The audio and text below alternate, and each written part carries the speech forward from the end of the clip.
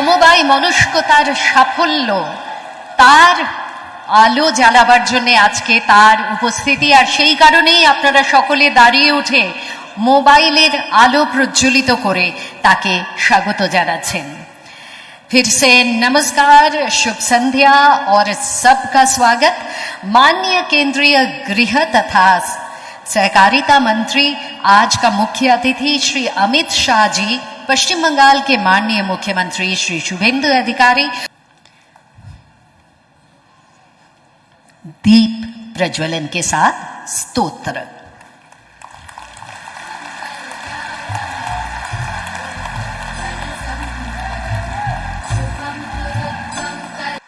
मित्रों, आज बंगाल चुनाव के विजय के बाद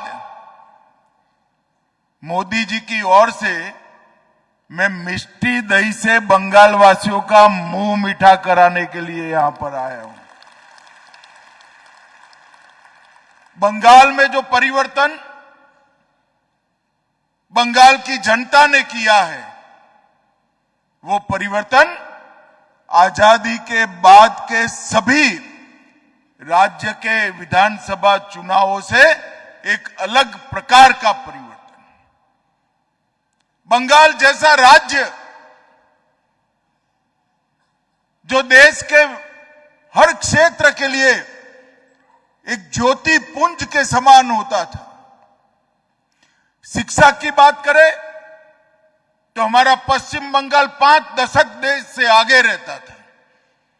आजादी की लड़ाई हो, यहीं से एक बढ़कर आजादी की लड़ाई के सेनानी बंगाल ने दी।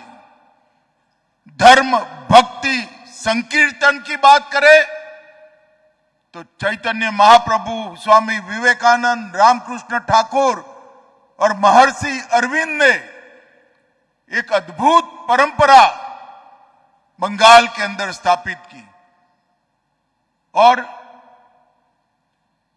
जब देश के प्रति देशभक्ति और समर्पण की बात हो तो नेताजी सुभाष चंद्र बोस हो या खुदीराम बोस, बंगाल ने बलिदान देने में भी पीछे मुड़कर कभी नहीं देखा। देश का वो ज्योतिपुंज बंगाल जो पूरे देश का हर क्षेत्र में मार्गदर्शन करता था, यहीं से कवि गुरु टैगोर को अंतर्राष्ट्रीय प्रतिष्ठित पुरस्कार मिलता था। यहीं पे जगदीश बासु को वनस्पति में जीव है इसका संशोधन करने का सम्मान मिलता था। यहीं से वंदे मातरम के रचयिता ऋषि बंकिम बाबूक ने भारतीय संस्कृति का वो अमर गीत जिसने सांस्कृतिक राष्ट्रवाद की नींव डाली, वो आनंद मठ पुस्तक में वंदे मातरम की रचना की। वो बंगाल लंबे समय से विदेशी विचारों से प्रभावित कम्युनिस्ट सरकार के शासन में रहा। उनसे मुक्त हो गए तो विचारधारा विहीन, भ्रष्ट और करप्ट और क्रिमिनल तृणमूल कांग्रेस की सरकार की चुंगाल से फंसे।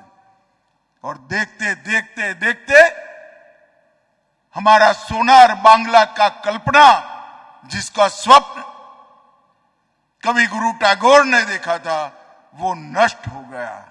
आज मोदी जी की एक अपील पर 10 साल के संघर्ष के बाद 16 से 26 आज शुभेंदु जी के नेतृत्व में भारतीय जनता पार्टी की सरकार बनाकर फिर से एक बार सोनार बांग्ला का आंदोलन यहां पुनर्जीवित हुआ है।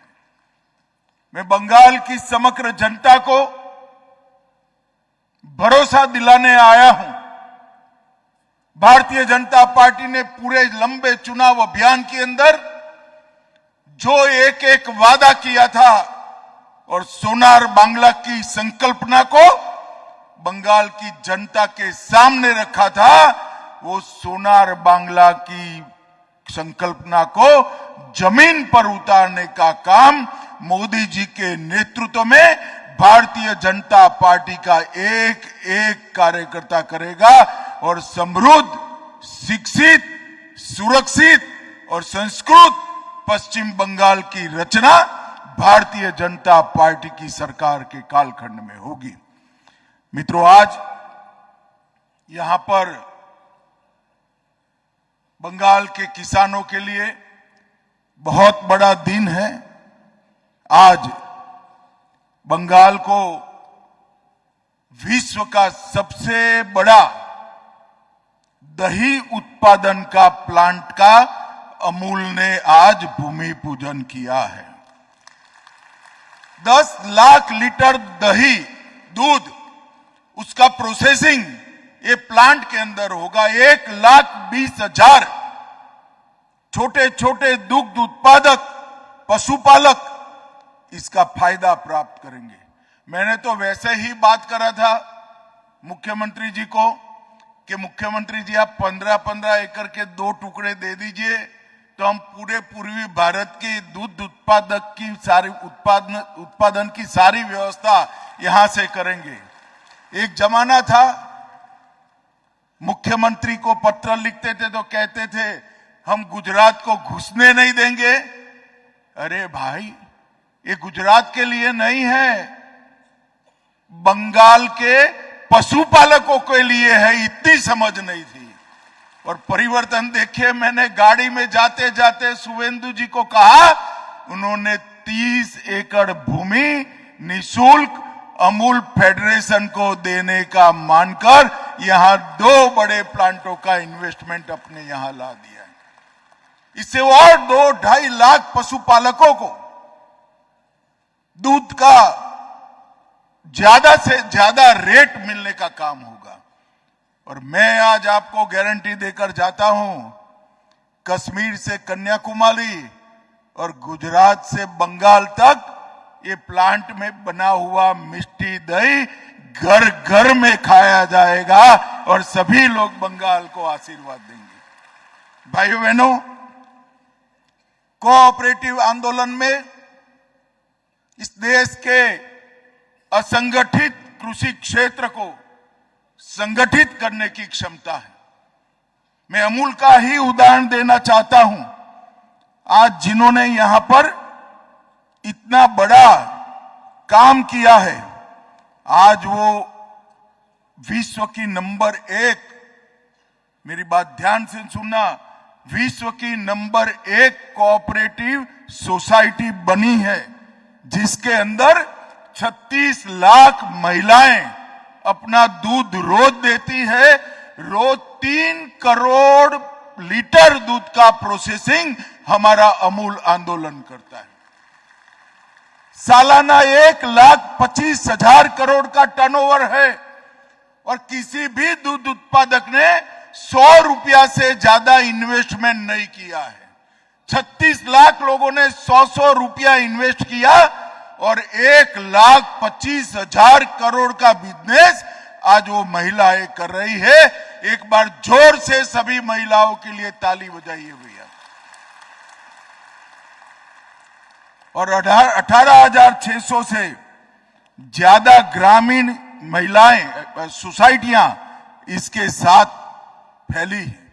आज देश के हर राज्य में अमूल के प्रोडक्ट जाते हैं। अमूल की प्रोडक्ट का उपयोग करने वाले हर नागरिक को कहता हूं, आप अपना 1 रुपया खर्च करते हो, इसमें से 87 रुपया किसान के पास जाता है, कोई धन्ना सेठ के पास, कोई इंडस्ट्रियलिस्ट के पास नहीं जाता है। ये पूरा 1,25,000 करोड़ का 87% पशुपालकों के अकाउंट में सीधा ट्रांसपेरेंट तरीके से जमा होता है। और शुभेंदु जी को मैंने कहा है, मुझे जगह भी और देने वाले हैं।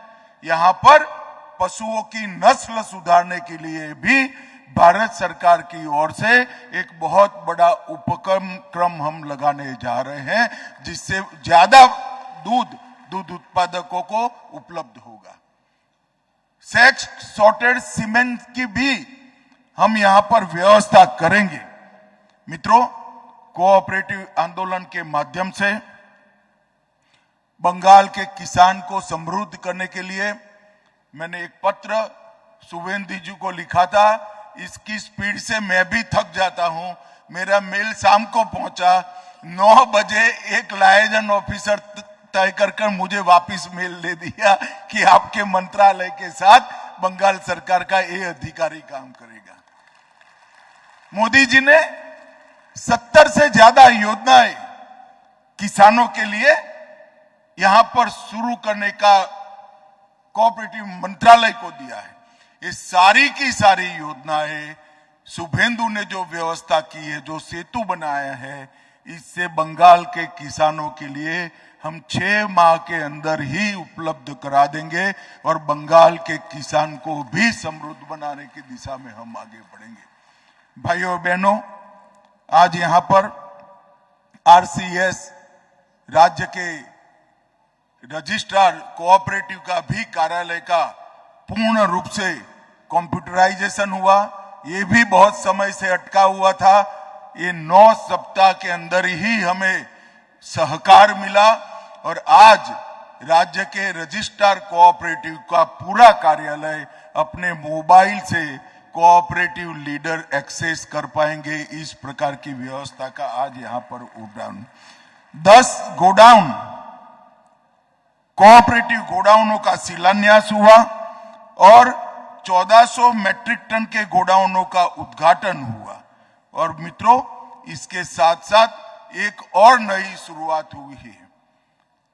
ये टैक्सी के ड्राइवर जो होते हैं हमारे, इनका शोषण ये कंपनियां करती हैं। हमने टैक्सी ड्राइवर की जगह सारथी का कंसेप्ट लॉन्च किया है और सारथी को ही कंपनी का मालिक बनाकर एक कोऑपरेटिव भारत टैक्सी की स्थापना की है। आज बंगाल में जो टैक्सी चलती है, इसको भारत टैक्सी के साथ आज इसका एमओयू किया गया है और इससे भारत टैक्सी और बंगाल का प्रौद्योगिकी और इलेक्ट्रॉनिक विभाग, ये दो के बीच में जो एमओयू हुआ है, इससे बंगाल के किसी भी सारथी को टैक्सी ड्राइवर नहीं बनना पड़ेगा। वो अपनी गाड़ी का भी मालिक होगा और भारत टैक्सी कंपनी का भी मालिक होगा। मुनाफा सीधा उसके यहां से जाएगा। मित्रों, लगभग बंगाल के अंदर ढेर सारा पोटेंशियल पड़ा है। गुजरात तो ऐसा प्रांत है जहां एक जमाने में 1200 फुट नीचे से पानी लेना पड़ता था। आपके पर तो गंगा की कृपा है। पूरे बंगाल में कोई जगह ऐसी नहीं है जहां 100-200 फुट से ज्यादा पानी नीचे है। भरपूर मात्रा में पानी है और फर्टाइल लैंड है। पशुपालन के लिए बहुत बड़ा एक यहां पर जिसको कहते हैं कि संभावनाएं पड़ी है। यहां की सरकारों ने, पहले कम्युनिस्टों ने और फिर ममता बनर्जी की सरकार ने इसको एक्सप्लोर नहीं किया, इसका दोहन नहीं किया। मैं शुभेंदु जी की ओर से और मोदी जी की ओर से बंगाल के सभी पशुपालकों को वादा करने आया हूं कि आप सभी के घर में 15 साल में कम से कम 2 पशु आ जाए और उसका दूध, ये जो डेयरियां बन रही है वो डेयरियां खरीद ले। इस प्रकार की व्यवस्था हम करेंगे और पशु की जो ब्रीड है वो भी ऐसी होगी कि अभी के दूध से कम 25% दुग्ध उत्पादक को ज्यादा मिलेगा। ऐसी अच्छी ब्रीड के पशु भी हम यहां पर देंगे। मित्रों, 3 दिन से मैं बंगाल में हूं। घुसपैठिया मुक्त बंगाल बनाने के लिए, नई घुसपैठ न हो इसके लिए, बंगाल की कानून और व्यवस्था ठीक रहे उसके लिए, बंगाल की माताओं बहनों के सम्मान की सुरक्षा के लिए अनेक विध कदम ये 2 दिन में उठाए हैं। शुभेंदु इसकी बात करेंगे विधानसभा में जब चर्चा होगी। मैं कुछ कहना नहीं चाहता, परंतु मैं इतना कह सकता हूं, मैंने शुभेंदु जी की गति को देखा है बंगाल को खड़ा होने में देर नहीं लगेगी। देखते देखते बंगाल खड़ा हो जाएगा। और इसी के लिए तो हम 2016 से संघर्ष करते थे। इसी सभागार के अंदर मैं चौथी बार आया हूं। 3 बार संघर्ष के लिए आया था। आज बंगाल की जनता का धन्यवाद करने के लिए आया हूं कि आपने भारतीय जनता पार्टी को मौका दिया है। हम आपकी सारी अपेक्षाओं को पूरा करेंगे और कवि गुरु ठाकुर का जो स्वप्न था, वो स्वप्न सोनार बांग्ला का पूरा करने का काम भारतीय जनता पार्टी करेगी। सबको बहुत बहुत प्रणाम और धन्यवाद। I am Dr. Radhakrishna. I am a gastroenterologist and a liver specialist. So I do visit Durgapur once a month. I stay here for 2 days. So we do different types of procedures pertaining to gastroenterology and liver. So we have a range of evaluations that we do here. We do the routine endoscopy, colonoscopy. Starting from there, we have advanced technologies like nasal endoscopy, liver fibroscan, capsule endoscopy.